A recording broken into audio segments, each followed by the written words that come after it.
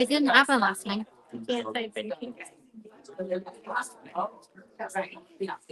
Okay, so I think, sorry, that was a little bit more than 5 minutes. Everything is an experiment and we're trying to figure out how to live stream it to the best of our abilities. So this conversation is it's to bring up question. Well, I'm just gonna let Mary get us started. So again, here is Mary Eberlein, a social worker and therapist, to help us discuss what we just listened to.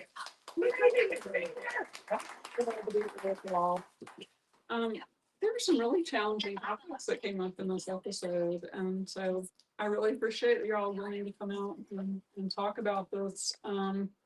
We're kind of Just witnessing. make sure everyone can hear. Do No. we need people to come forward?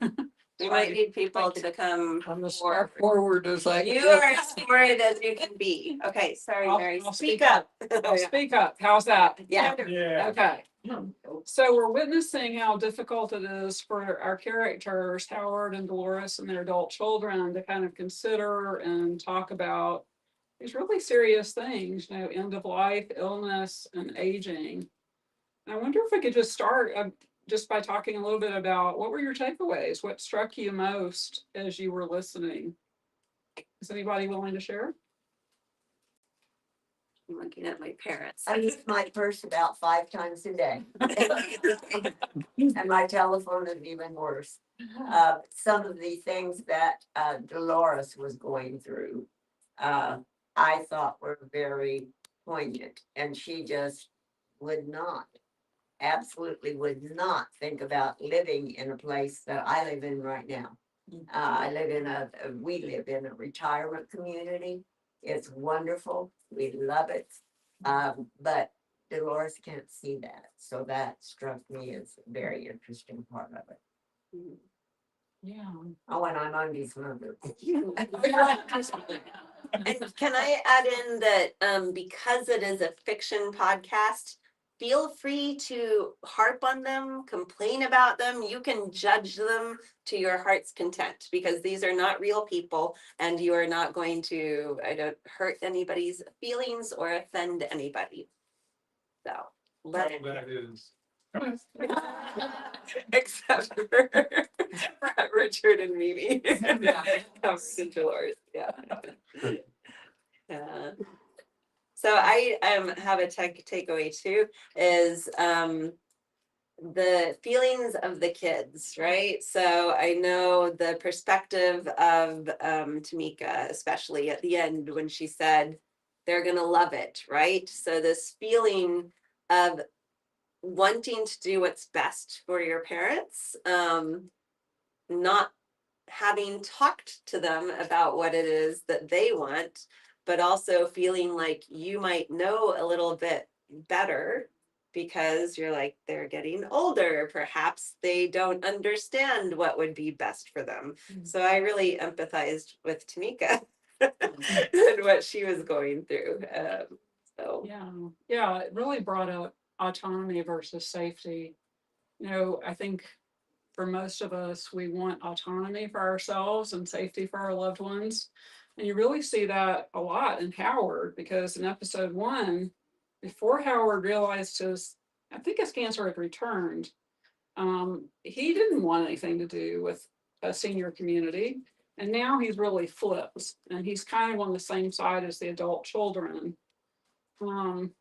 So what do y'all think about that aspect of the story? And how do you balance safety and care and autonomy? I'm sorry. No, go ahead, Howard. I think on the other side, this Howard is so protective of Dolores that he's wanting to feel that he's seeing her in a place that she is enjoying and being happy and all that. But then again, he's also controlling, so. I wonder what the feelings are. What are the emotions that the characters are experiencing? What do y'all think about that? So I think there's a common thing in life, and I've experienced this with family and friends already, where they want to die at home. They think that they'll last longer, they'll be happier, that autonomy issue. And we've experienced, including my sister who passed less than a year ago, and I lost a dear friend last week. And his comment that was so unusual was, in thinking about it in retrospect, was, I don't want to go back into a hospital, I'll die there. And in less than a week, he was gone from hospice care in the home. So this idea of what different options we have and what we're gonna get for those options. I think when they're talking about the home, maybe one thing they could talk about was what you'll get from there, how there is some autonomy staying in a retirement community, and there and the benefits, even if you're not toward your last week or month or year. So just kind of a more of a discussion on what you won't lose by getting a little more assisted care. And I think it's something a lot of people aren't aware of. Because every one of my family members and my friends who have passed have all said before they did, they want to do it at home. They want to stay home. They don't want to go into retirement communities. They want, they think home is best. It'll give them that sense of decision-making and control. So I just think that's a real challenge. I think we're not communicating well on what assisted living is. So Yeah, so there are really important discussions that they're not having about what makes life meaningful. What are the pros and cons? What are our options? Because in a lot of residential communities, as people, especially if someone gets more ill and frail, they do lose a lot of control over their lives. Kind of the lack of privacy, control over their daily schedule, when they eat, what they're going to eat, what they're wearing. There's a lot that can be lost depending on the place. So I think, there are a lot of things that, as a family, they need to discuss really openly and honestly about priorities and end of life wishes that's just kind of being ignored. I know, Everybody here in the back, by the way, are you hearing everything? Okay. I know one of my impressions when I looked into one of the homes was, it's all old people in here. It's a lot. Well, you understand, I'm 80, but yeah. My mom says that a lot too. We're surrounded by old people. Yeah. We have this discussion almost every week, because we were a group of 20 people, 30 years ago, and it's dwindled. Some are in Westminster, and we chose to be autonomous so far. And so mostly we miss the socialization. You really have to work at it when you're autonomous. But it's been pointed out to us also that you still have to work. Even if you're in Westminster, you have to choose to be active. So the socialization part is hard to compromise, Yeah, that kind of move takes you out of your community, just the people you see on a daily basis. And a lot of times you just can't access the same activities that you enjoyed before. Why do you think they're not talking about how they're really feeling? What's getting in the way? Both They're sides, lying. the parents and the kids, all Yeah. of them. Yeah. Well, have you noticed here, there's way more women than men.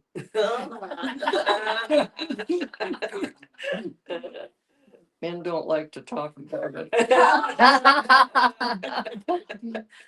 That's I nice. think kids like to listen, I don't think, as, I don't think the kid wants to hear, or is trying to listen. It's really, it's not about, it's like they feel, it sounds like to me they're operating what's best for, what makes their life easier. Yeah.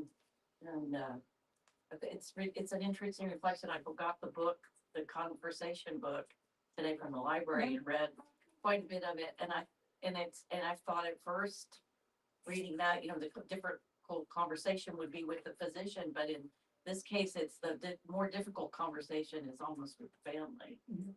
Yeah. It struck me that there there's a lot of death anxiety, just kind of universal, and anticipatory grief that's coming up. And maybe the adult kids are kind of forestalling processing and feeling those hard emotions by just going, oh, we have a solution. We got this figured out. It's going to be great. They're going to love it. If they know that Howard is sick, they're gonna push it even further, stronger, in a stronger way for him to go to that place. And so that's why they don't want to say that he's sick and she's losing,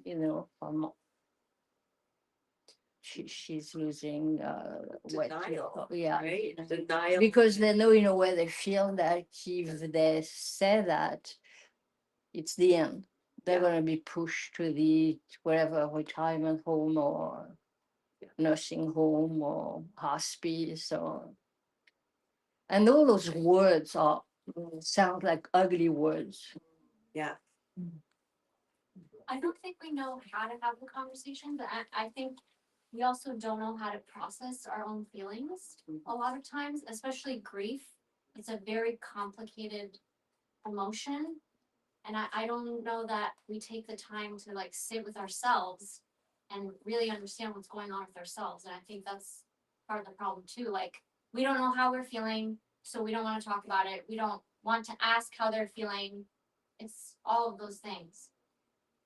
I think in addition to that, there's that relatability piece. I think when you're a child, you think you can't really relate. You think your time is so further away. But really what jumped out with me with Tamika was when they started to talk about Nancy and her cancer, she became incredibly curious. She was asking all kinds of questions, but she wasn't asking those questions to her mom about her dementia.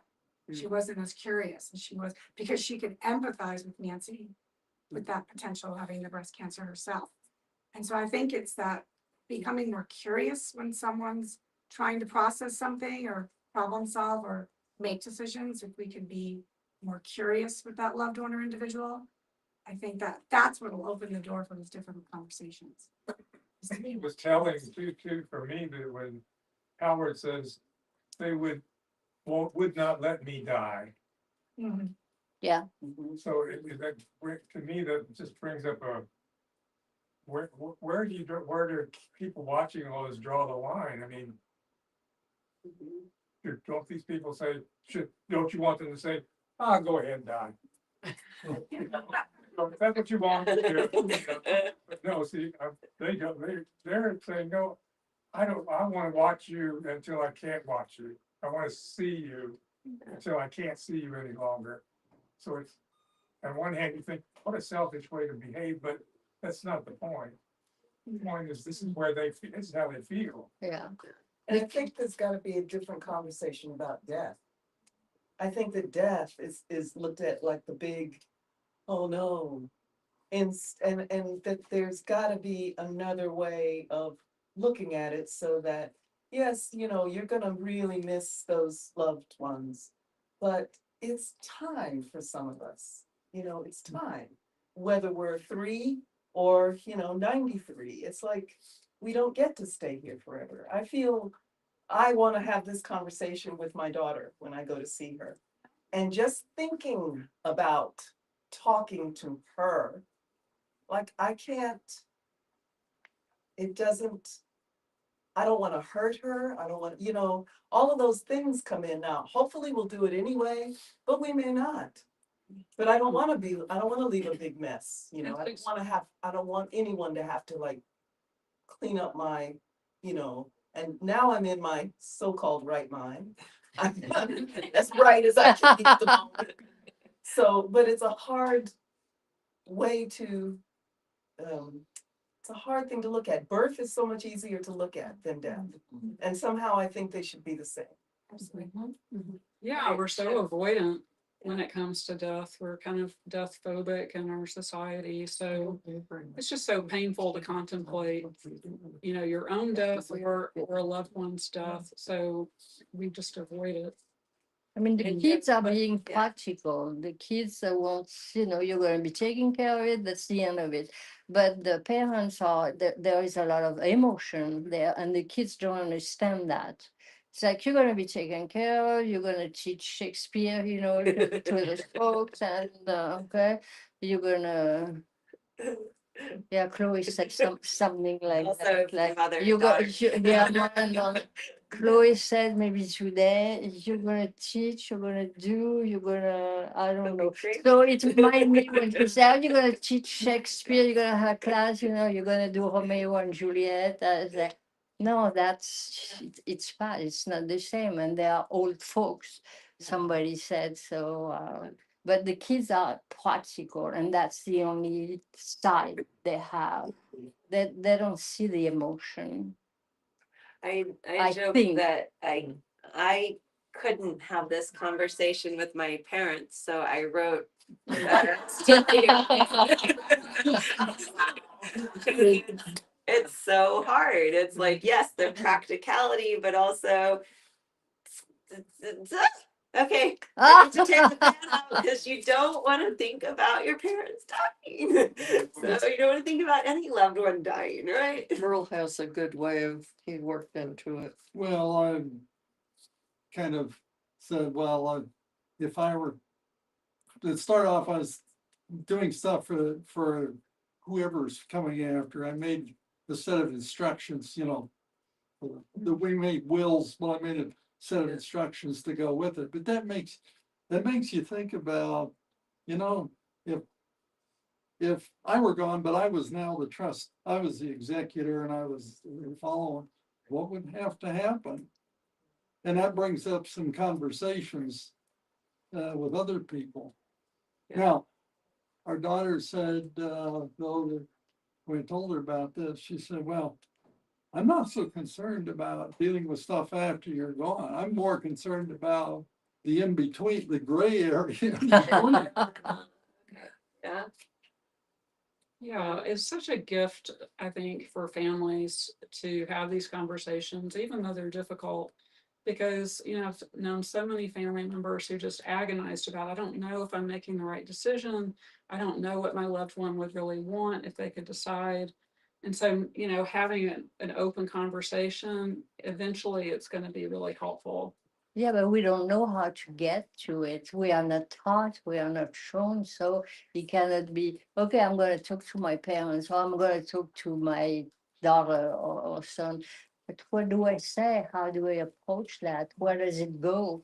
We don't really know how to go at it. So I think society has a responsibility to, it's not only like being alive, being healthy, but we have to think about death, and death is natural. But people in a lot of cultures, we prolong life, and you talked about that last week, and it shouldn't be. I mean, let nature takes its course, and we die. We have to die. So no need for medicine or being in the hospital, and there we don't know what's happening to us because they decide for us. We're gonna prolong your life. We're not gonna let you die. Yes, I want to die. Like, I would say, I want to die. It's hard to see anyone that you've looked up to in your life Yeah. become frail. And so that's always, to me, a hard time to talk. Right, we should be having these conversations long before that. Yeah. When there's, But This it's painful. this family's in crisis. Now they're overwhelmed by what they're experiencing and they're afraid. It's really late to be having these discussions. Or feeling We'll avoid guilty, or the guilt. You have a question?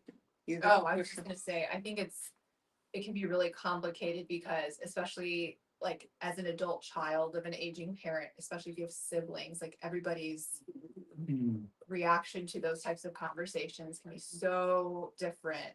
One person can be really practical, one person can be really emotional, and everything else that exists in between. And so, kind of being at odds with one another can kind of add to the complexity of it. And so whoever it may be, whether it's the aging parent or the adult children, trying to become more comfortable with having those conversations, I think is important before it gets to like a crisis situation.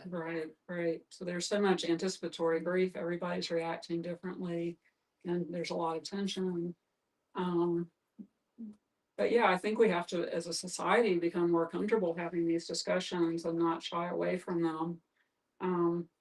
You know, I know a lot of people are avoiding these discussions. I'm on the other end of it. I talk to my kids all the time about what I did in my life because I saw how my parents died. And, you know, it really was not what I think either of them wanted. And so, and they didn't tell me what they wished for. So that not knowing, that guilt, that questioning of would they have wanted this, maybe they would have chosen something different, is really hard. I don't want my kids to experience that. So if they wish, I would just shut up about it. But yeah, talking, you know, if you know who you'd want to make your healthcare decisions, you know, after you're not capable, talk to that person at least and make sure they understand what you want. It's a real gift for them. Do your advance directive so that you have some say in what's going to happen. You know, I think that you need to talk to your grandchildren too. Because our grandchildren, we have 12 of them, that's a lot. And our grandchildren are becoming adults. And when I'm around them, I'll make comments like, well, when I die, do you want this? Or Grandma, you're not gonna die. Yeah, I am. And I need to put your name on it, you know, whatever. Because they were particularly close to a couple or three of them. And they need to know that it's not gonna be that long before we are in that position. And so I think the kids need to be able to talk to their parents about what's going to be happening. So I don't think you guys can come to any word.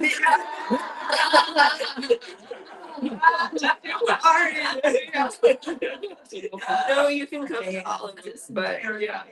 I wondered why you wanted us to come. Now I understand.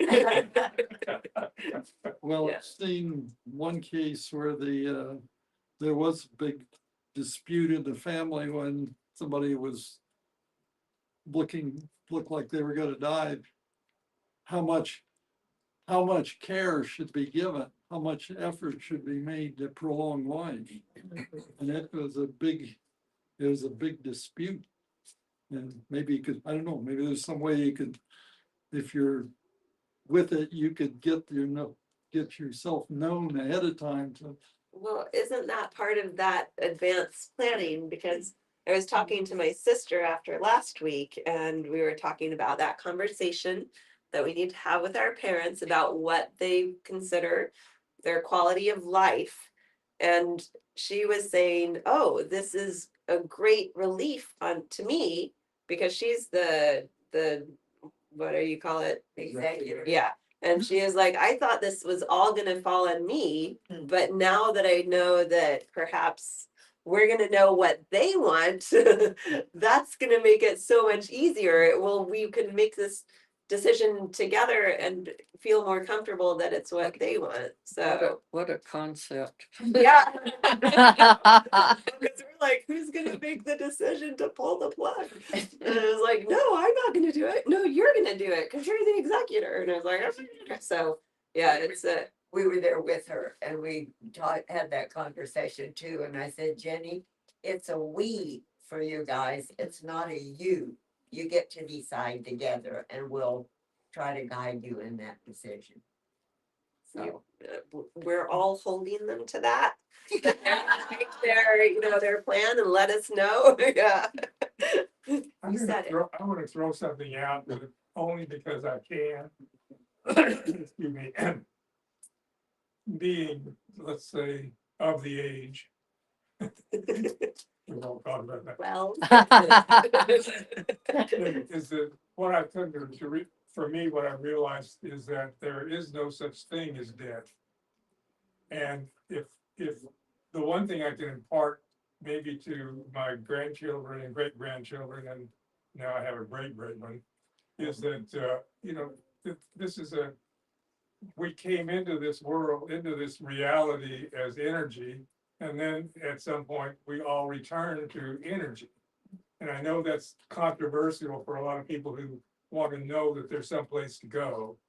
See, but I'm just throwing it out. I'm not trying to proselytize or anything. I'm just in the conversation, we keep bringing up, well, what do we do about the death thing? And so if this comes to pass with my kids and all, I'm gonna just say, look, here's how I feel about it. So maybe it's finally sometimes our chance to teach everybody, them something about life. Or maybe we've been doing it all along just because we're alive. They see us and we say things and they hear it, and we don't know how much it's important for them that we actually are alive. You know what I'm saying? Well, one would also hope that they're lucky enough to have a choice in this situation, because we don't know what's happening from day to day, from moment to moment. You walk out of here, anything is possible. So it's almost like it would be a great gift to be able to say, I'm gonna have a kick in the bucket party, and that will say goodbye to everybody, so y'all come, and because I'm, and have a choice in it. It's a privilege to have a choice, because that's not a given. We're sitting here sort of discussing how possibly we can have this conversation. Let's hope that we have the opportunity to have this conversation. And, because working on this project, the beautiful thing for me personally about this project is it kicked everything into motion. And then I lost someone during this process, and it just sort of helped to inform this whole experience as a human being. I mean, it's like it's a great thing we have here. We get a little bit of chance to say, I'm gonna leave in this way. It's a gift. I mean, I hope I have the opportunity, Yeah, in my will, I said, I don't want a funeral, I want a party. Yes. If you can't celebrate, I mean, look what for years, the people in New Orleans, Yeah, that's wonderful. marched down the street in a band. Yeah. Hallelujah, and da, da, da, da, Yeah. So, and I'm sure there were people going, oh my Lord, what's wrong with those people?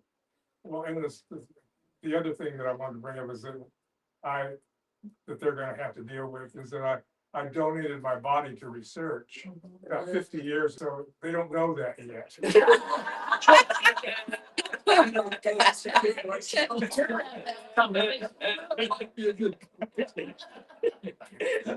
Something that concerns my parents a lot is how different death is from my grandparents' generation and my great grandparents' generation and today, and how much smaller our families and our worlds are. So my mom is one of 10, and my father has a large family, and their concern is that everything is so much smaller now that the burden feels more intense on the people being left behind, and then there's also not as many people to support. How do you guys approach that? Yeah, I think this is a societal problem that we don't have a lot of support and options for older adults who are facing aging and illness in their families. One of the things that I was struck by when I was a hospice social worker is that a lot of people, until they have a family member who's very ill, they don't even know that Medicare doesn't cover skilled nursing. There's so many surprises about what their options are and how much it's going to cost, and what's involved in being a family caretaker. So I think if we were having more open conversations about how we feel, what our priorities are, what's going to make life meaningful for us, once we need more support, I think it gives us more of an opportunity to choose and figure out what's right for us. And I think you had mentioned, how do we have these conversations? And the conversation is support. When you know what your loved one wants, that is the support you need. And I think for me, what helps is if I'm gonna have a difficult conversation with someone, I like to create that environment. So I'll say, I'm not having this conversation because I want your advice, or I'm trying to persuade you, or I don't need your permission. Like, I set that stage. If you're already at a place where I want to share this information, So if you let them know in advance, you just want me to listen, like I'm not, this isn't a discussion, this isn't, you're not in the problem solving stage. It's like, you know what you want and you just want me to hear. I think it's important we let the listener know. You know, I'm not seeking your permission or your approval, because I think when we feel like we're gonna be bombarded and someone's gonna try to, I have to persuade you and convince you, that's so overwhelming that you avoid the conversation completely, because I don't have the energy. I don't even know if I'm ever gonna be able to persuade or convince you with my decision. But if I can tell you in advance, I just want to share my decision with you. I think that lets the listener then listen. And I think that's important when you're at that place where you know what you want, you know, to be able to set that environment and that space. Or at least just opening up the conversation. My mom, every week, she has a different plan. Because her husband, my stepdad's on hospice. We don't know if it's gonna be a couple months or better part of a year. And it's a little different and a lot of them are unrealistic, but that's okay. I'm listening and I'm gonna support just her planning and thinking about it. So I'm there for her from that way. Yeah. Well, I really like that one conversation is not the conversation that's gonna tell everything about everything. It's a Right. Or dialogue. I'm thinking out loud right now, I'm not deciding. And I'm not a kid that's gonna like hurry and press the issue. It's like, I've got a meeting in 15 minutes, you know?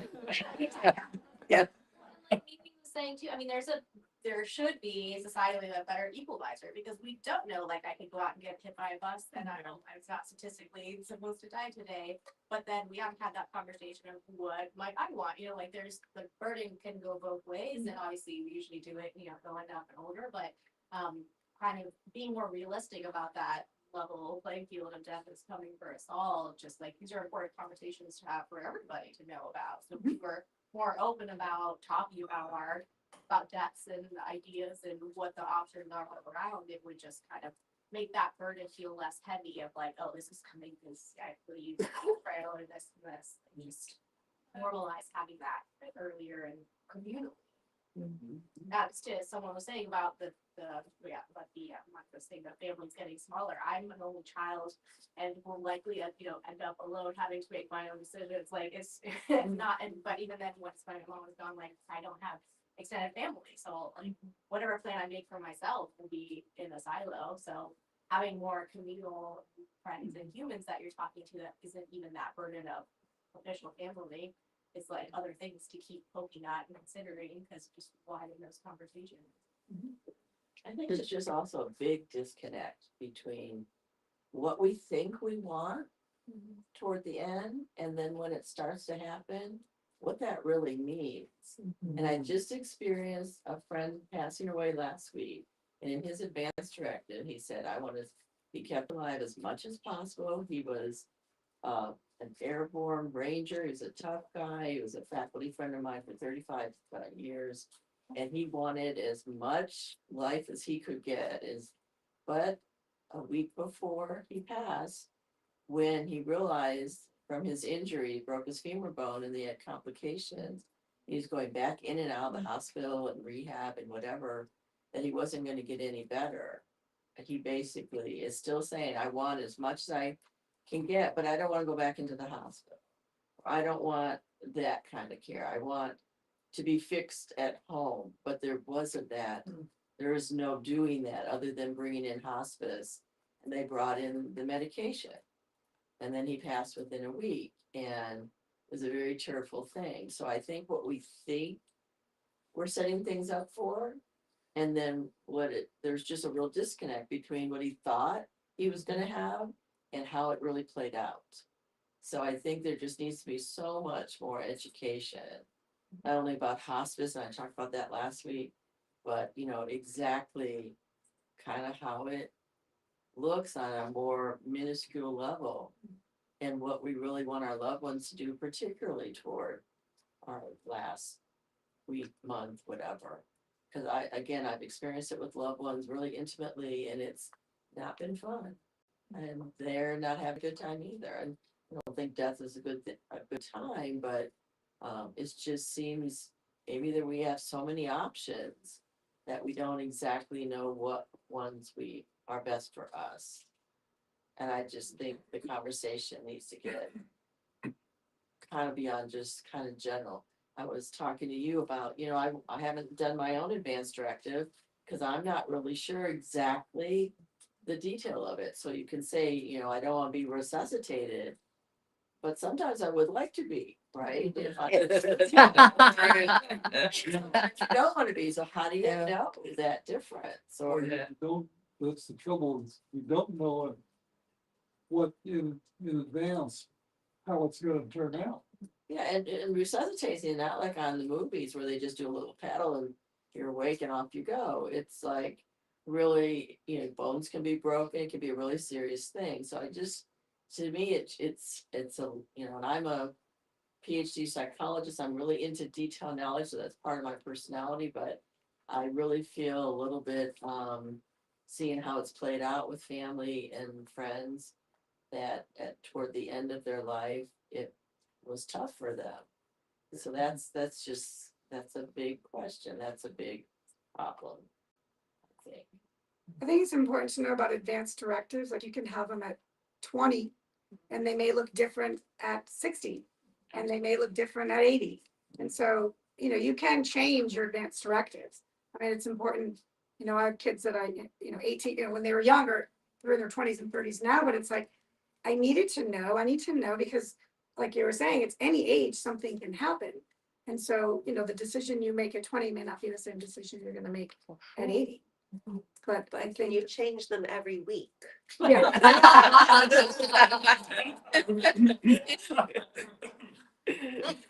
Well, you can also specify under these circumstances, I wouldn't Right. want this Right. intervention. Right. So you can add some nuance to the advanced directive and the living will to, you know, to give more, you know, be more specific about what you would want under what circumstances.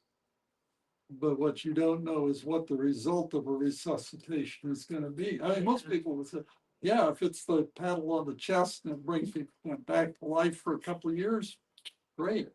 But if I'm on a feeding tube and Right. tubes Breaks. for a Yeah. year, no, Broken but you leg. don't know that. Yeah. But you can, like she said, describe qualitatively what you want your life to look like. And so if you agree with the resuscitation, but after that, it looks like this, then no, I don't want to be put on a feeding tube or I want it removed. And so you can describe and, you know, in supplementals what, you know, what you're okay with and what you're not okay with. And then are those questions that one knows? So if they tell you, we can, you know, resuscitate your parent, but if we do this, well, then would you be able to know if you do that, is this going to happen? Is this going to happen? I guess I'm trying to get do we need to have that knowledge in advance so that we know what to ask, so that we know whether or not if they do this action, it will result in the quality of life that they want? That's very convoluted.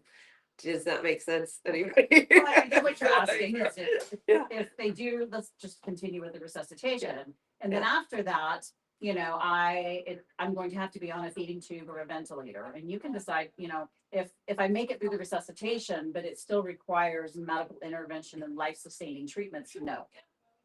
You know, I don't And is want that that. asked before the resuscitation? Well, no, because you know, in the moment, you know, Okay. when you're in an emergency and somebody responds, you know, unless you have a wristband or something that's very clearly, or it's above your bed and they say no, you know, they're going to do life-saving measures on you, any emergency personnel that responds. If you're in a car accident, you know, if they come upon, it is their duty to resuscitate you unless you're clearly got something that says do not resuscitate. And so what's important is in your advanced directives, after that's done and they've sustained, you know, you're requiring life-sustaining measures, you know, you can have in your advanced directives that say, okay, I don't want to be on a feeding tube and I don't, you know, I want those measures removed so that your loved ones don't feel like they're pulling the plug and they're doing that. That was never the intention. You know, it just, because of the nature of your episode and where it was, you know, you did have Right. Resuscitation. So like if your heart, they successfully got your heart to work, but you're not breathing on your own because there's been some damage to your brain and you're not able to breathe on your own. It's like, if you resuscitate me, I want to be able to breathe on my own. I want to be able to eat on my, you can be specific so that it's like, I don't want to be on a ventilator.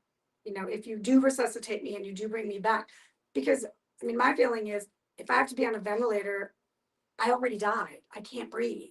So the machine is keeping me alive, and now my family has to feel like they're taking my life when they're not. The machine was taking over something that already happened. I already am not able to breathe on my own. I didn't come back. You know, the machine is now keeping me here. So I can be, you can be specific so that no one has to feel like they're making that decision.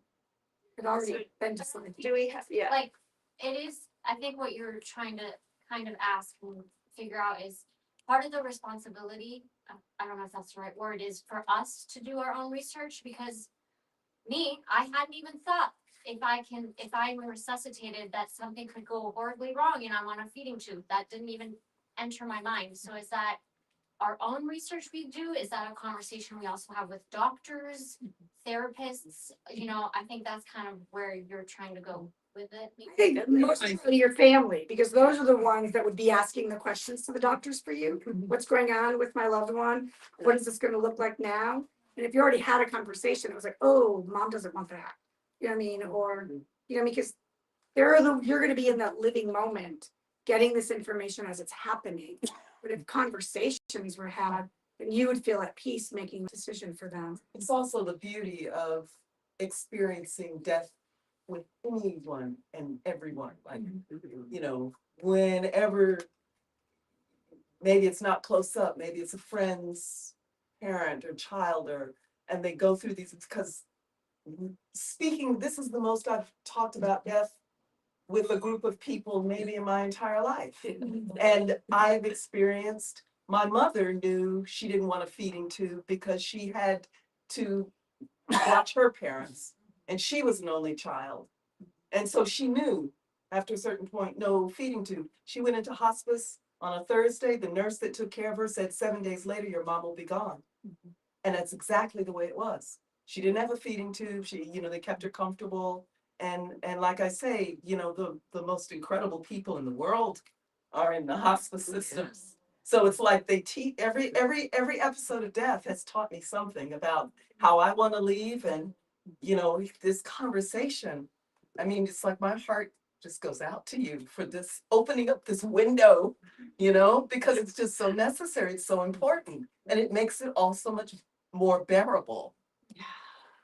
And back to your question, there are forms that, you know, kind of go through, and in other states are called the POLST form, but we do have them. And so, you know, it's kind of like the top 15 things that can happen, you know, like whatever, and a checklist. So you can kind of say, you know, this is okay, but this is not okay. And then it does be starting point for conversations. There's Does this also take care of the idea that if somebody does, they do resuscitate, but they wait, when they take it off, they have no memory, or they can't talk about it.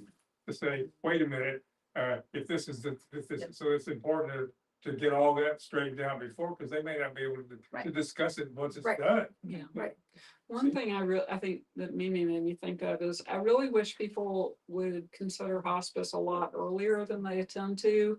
Hospice is not really that, you know, you don't get the most benefit from hospice if you wait till a couple of weeks before death. You know, hospice is about improving your quality of life, you know, after you know you have a terminal diagnosis. And you also, from a hospice team, you can get a lot of expert opinions about what's likely to happen if you were to get resuscitated, and have a team of people talking you through these decisions and helping you consider all the options that you have. So that's my plug for hospice. Yes, it's done with so much kindness. I can't even, you know, the most gentle, beautiful, smartest, you know, comfortable. They're comfortable with this language. Like we were all so uncomfortable, and they were able to, you know, it's beautiful. we have about 5 minutes. Do you have more questions you wanted to ask her? Yeah. Well, Or do you want them to bring that one? I'd bring up one situation that we saw where a person in a home with a DNR, you know, do not resuscitate. By home, he means a retirement home. retirement Okay, home. yeah. but it wasn't with the receptionist. Okay, she has an event in the, out in the front hall in the waiting room. Of course, receptionist calls 911, they come in, they do their heroic stuff into the hospital, tubes all over. And I don't know whether she had, at that point, I guess the only way you get those tubes out is if you actually had somebody who had power of attorney, medical power of attorney. But her family sued the home because she had a DNR and the receptionist didn't know, and they paid 3 months of intensive care unit. Yeah. Yeah, so Yeah, I don't know if you have to wear a wristband or what. I think it can be helpful. We've had people put their put their DNR next to their bed. Yep. Yeah.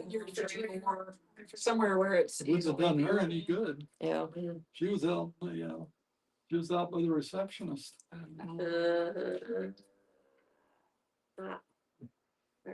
If any of you know anyone who is looking for these kinds of forms, they're available at the Austin Public Library, but they're all going to end on August 28th. We will lose access to the Texas Local Library form, which are forms specific for Texas.